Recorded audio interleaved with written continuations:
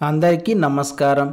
జ్యోతిష శాస్త్రరీత్యా గోచారం ప్రకారం ఈ ఏప్రిల్ మాసం 17, 18 మరియు 19వ తేదీల్లో మేషరాశి వారి యొక్క శుభ అశుభ ఫలితాలు ఎలా ఉన్నాయో ఈ వీడియో ద్వారా తెలుసుకుందాం.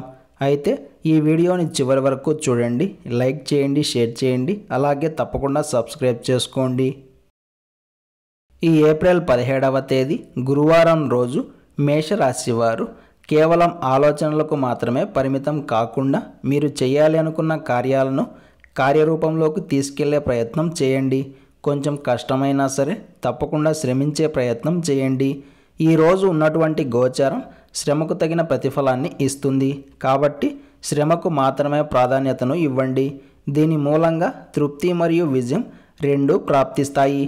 కాబట్టి మర్చిపోకుండా కీలకమైన కార్యాలపై దృష్టిని పెట్టే ప్రయత్నం చేయండి. అంతా శుభమే కలుగుతుంది. ఇక ఈరోజు ఉద్యోగస్తులకు పని భారం పెరుగుతుంది. తప్పదు అన్నట్లుగా ఉద్యోగం చేస్తారే తప్ప ఇష్టంగా చేయలేరు. మనసు పెట్టి పని చేయడానికి అవకాశాలు తక్కువగా ఉన్నాయి. విద్యార్థులకు చదువుకున్నవి జ్ఞాపకం ఉండే అవకాశాలు తక్కువగా ఉన్నాయి. ప్రయాణాల్లో కూడా అసౌకర్యాలు ఎక్కువగా ఉంటాయి. ఆరోగ్యం కొంత చికాగ్గా ఉంటుంది. ఇక ఈ గురువారం రోజు యొక్క తారాబలం గమనిస్తే అశ్విని నక్షత్రం వారికి పరమ మిత్రతార, భరణి నక్షత్రం వారికి మిత్రతార, అలాగే కృత్తిక నక్షత్రం వారికి నైదనతార. ఈరోజు కృత్తిక నక్షత్రం వారు జాగ్రత్తగా ఉండాలి.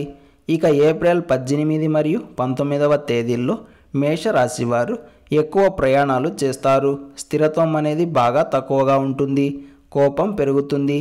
ఆరోగ్యం విషయంలో తగు జాగ్రత్తలు పాటించుకోవాలి. నసపెట్టే అనారోగ్య సమస్యలు మిమ్మల్ని బాగా ఇబ్బంది పెడతాయి. డాక్టర్ దగ్గరకు వీల్లేనంత పెద్దది కాదు, ప్రశాంతంగా ఉండే అంత చిన్నది కాదు. ఒక ముక్కలో చెప్పాలంటే చిన్న చిన్న అనారోగ్య సమస్యలే అధికంగా బాధ పెడతాయి, చికాకు పెడతాయి. అనవసరమైన గొడవలు అధికమవుతాయి. మీ తప్పు ఉన్నా లేకపోయినా గొడవలు మాత్రం మిమ్మల్ని వెంబడిస్తూ ఉంటాయి.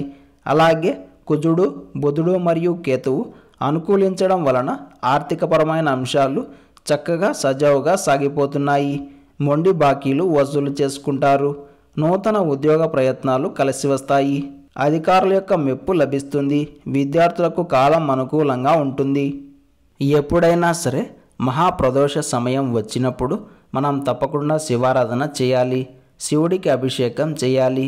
నువ్వుల నూనెతోటి, సుగంధభరితమైన తైలాలతోటి, అలాగే స్వచ్ఛమైన పాలు మరియు గంధం కలిపిన మిశ్రమంతో చివరిగా బిల్వపత్రాలు వేసి అభిషేకించాలి. ఇలా చేసి దారిద్ర్య దహన స్తోత్రాన్ని పారాయణం చేస్తే ఇంటికి పట్టిన పీడలు మరియు దారిద్ర్యం దూరమవుతుంది. అలాగే ఇంట్లో మంగళ కార్యాలు, శుభకార్యాలు విజయవంతంగా జరుగుతాయి.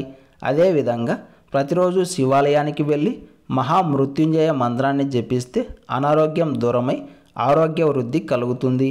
నమ్మకంతో ఆచరించి చూడండి, తప్పకుండా శుభం కలుగుతుంది. ఒక బకెట్ నీళ్లతోటి అదృష్టాన్ని సొంతం చేసుకోవచ్చు. వినడానికి విడ్డూరంగా ఉన్న ఇది వాస్తవం. దీనికి మీరు చేయాల్సిందల్లా మీ ఇంటికి వాయువ్య దిశలో బాల్కనీ ఉంటే అక్కడ ఒక నీటి వ్యవస్థను ఏర్పాటు చేసుకోండి. కనీసం ఒక బకెట్ నీళ్లు పెట్టుకున్నా చాలు. అయితే మీరు పెట్టుకునే బకెట్ ఇనుప బకెట్ కాకూడదు, ప్లాస్టిక్ బకెట్ అయి ఉండాలి. ఇక మీకు అవకాశం ఉంటే అదే బకెట్లో పాలరాతి ముక్కలు కూడా వేయండి. ఇలా ఎవరైతే చేస్తారో వారికి ఇంట్లో అనవసరమైన ఖర్చులు తగ్గుతాయి. రూపాయికి మించి రూపాయి కూడబెట్టుకోగలుగుతారు. ఒక్క మాటలో చెప్పాలంటే ఉన్నంతలో హాయిగా ఉంటూ ఆర్థికపరంగా మెరుగుపడుతూ జీవనాన్ని సాధించగలుగుతారు. ఇలాంటి సమాచారాన్ని ప్రతిరోజు పొందడానికి వెంటనే మా ఛానల్ని సబ్స్క్రైబ్ చేయండి. అలాగే బెల్ బటన్ని యాక్టివ్ చేసుకోండి.